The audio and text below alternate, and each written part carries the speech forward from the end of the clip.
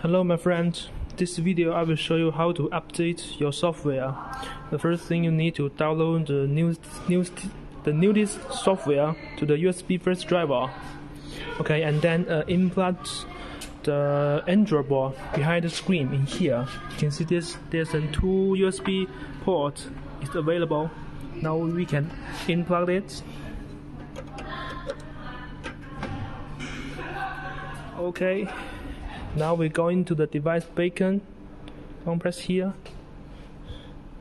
Input the password. And we go to the next page. The second page, you can see the file management.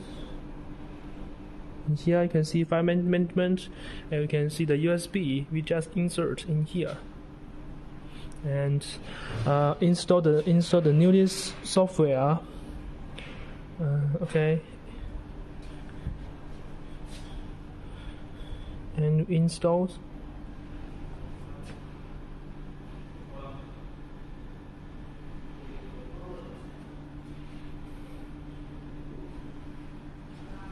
Okay, we open.